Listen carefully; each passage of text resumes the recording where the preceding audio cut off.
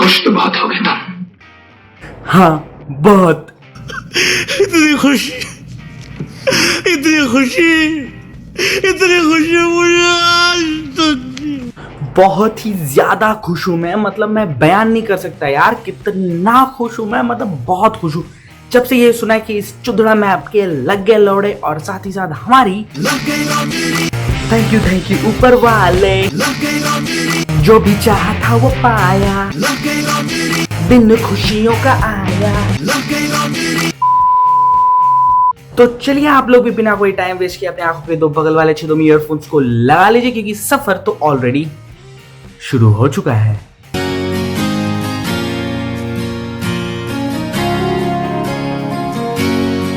The center has banned 59 Chinese apps, including TikTok. मैंने कहा था ना यार, दादाजी से पंगे नहीं लेते हैं। अब ये देखो इनके साथ क्या हो गया है। क्या से क्या हो गया।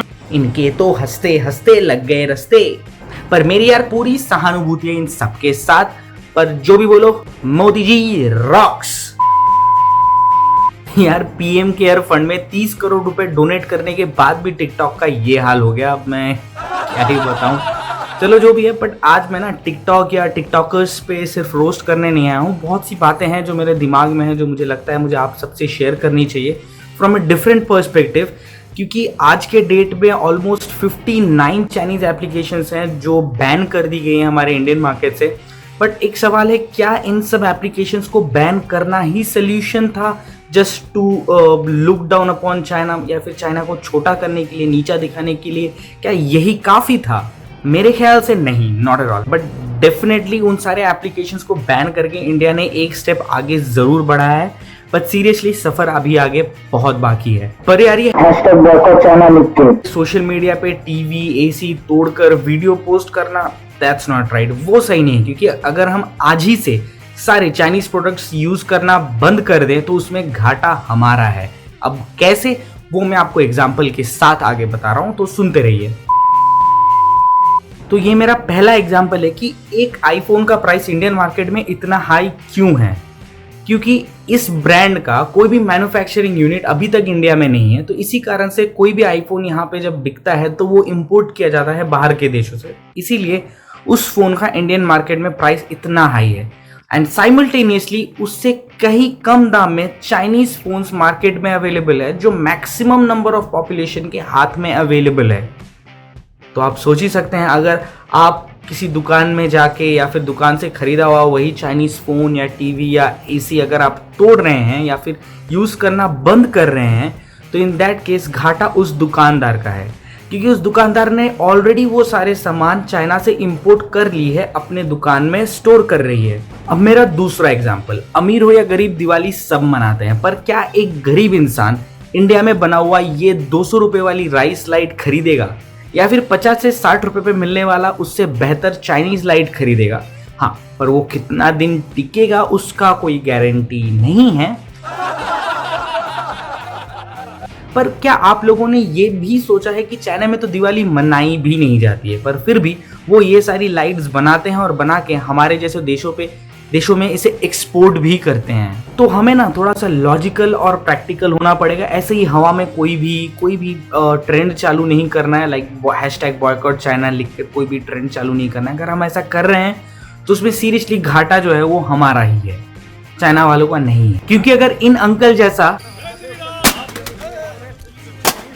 आपने भी अपना टीवी तोड़ रखा है, तोड़ दिया है, तो उसमें घाटा आपका है। क्योंकि जब पूरा का पूरा मोहल्ला अपने ही घर में बैठ के बिग बॉस देख रहा होगा, आप नहीं देख पाएंगे। अबे बिग बॉस देखना भी नहीं है यार, चल हट।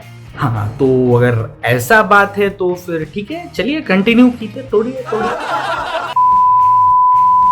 2019 में चाइना ने इंडिया में 4.6 बिलियन यूएस डॉलर्स का इन्वेस्टमेंट किया था, जो पहले के मुताबिक 12 गुना ज्यादा है। 4.6 billion US dollar. Alibaba group, Tencent और शाओमी इन सारे इन्वेस्टर्स के लिस्ट में सबसे ऊपर के नंबर पे आते हैं। और भी बहुत से एप्लीकेशंस अभी हैं इंडियन मार्केट में जिनमें चाइनीज इन्वेस्टमेंट्स हैं। फ्लिपकार्ट, बिग बास्केट, ओला, स्विगी, जोमैटो, बाइजूस, पेटीएम जैसे और भी बहुत सारे एप्लीकेशंस हैं जिनमें चाइनीज इन्वेस्टमेंट्स हैं। मैं यार यहाँ पे इन चीनियों की बढ़ाई नहीं कर रहा हूँ, मैं एक बस सच्चाई है जो मैं आप सबके सामने रख रहा हूँ। और सिर्फ हमारा देश नहीं, यूएसए, जापान, हांगकांग जैसे और भी देश हैं जो हमसे भी ज्यादा डेवलप्ड हैं, वहां भी चाइनीज एप्लीकेशंस चलती हैं और चाइनीज गुड्स बिकते हैं। भक्तों को बुरा लगे तो लग जाने दो, पर सच्चाई तो यही है, हमारा देश अभी भी उतना एडवांस और डेवलप्ड नहीं हुआ है कि हम आज ही से चाइनीज सामानों को बैन करके उसी प्राइस में made in India products use करने लगे। पर हमें वैसा दिन चाहिए, जो कि एक दिन में पॉसिबल नहीं है, पर हमें वैसा दिन सच में चाहिए जब सिर्फ चाइना नहीं, किसी भी देश से हम कोई भी सामान इंपोर्ट नहीं करेंगे और तभी जाके हम सच में आत्मनिर्भर भारत बना सकते हैं। हमारे आदरणीय श्रीमती नुसरत जहां जी ने मीडिया में ये कहा, অনেকেই আর্টিস্ট যারা রোজগার করতো তাদের অনেক চাকরি গেছে। एक सेकंड फिर से सुनाइए, क्या कहा? कि आर्टिस्ट आर्टिस्ट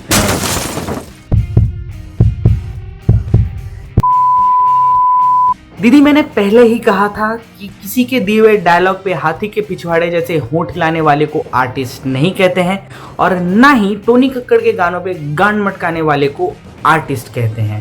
देखिए, हमें पता है कि आप इलेक्शन से पहले टिकटॉकर्स से अपना वोट बैंक भर रहे हैं, तो सीधा सीधा मांगिए, हम कुछ नहीं बोलेंगे। और जहां तक रही बात बेरोजगारी की, उसके लिए मैं हूं, मैं बताऊंगा क्या करना है इन परियों को। सीरियसली मैं बताऊंगा, बहुत ही इजी होगा इन लोगों के लिए ये करना। मैं बताऊंगा क्या करना है, बस अपने सर को लगातार अपने ही घुटने तक पहुंचाते रहना है, बस यही कोशिश करते रहना है और पहुंचाते रहना है और उसका वीडियो बनाकर एक्स वीडियोस पे पोस्ट कर देना है।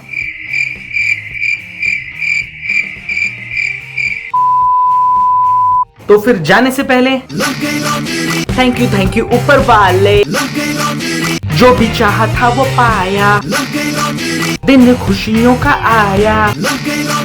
तो चलो गाइस, आज के लिए बस इतना ही। अगर आप लोगों को ये वीडियो पसंद आया तो प्लीज दबा के लाइक करो, शेयर करो और अपने व्यूज को कमेंट में लिख के बताओ। और अगर आप लोग नए हो तो उस लाल वाले बटन पे चाइनीज फोन फेंक के मारो, टीवी फेंक के मारो, मुझे नहीं पता, बस यार क्लिक कर दो। और प्लीज यार हमारा फेसबुक और इंस्टा के लिंक्स भी इस डिस्क्रिप्शन में अवेलेबल हैं, तो प्लीज यार हमें वहां भी फॉलो कर लो। ओए चल टिकटॉक बना के आते हैं। हाँ चलिए, मेरा भी बुलावा आ गया तो मैं भी चलता हूँ, थोड़ा काम है। अबे चल ले जल्दी। हाँ आ रहा हूँ। तो हाँ काम है, तो आप लोग भी जाइए, मजे कीजिए। तो मिलते हैं अगले हफ्ते, बाय बाय।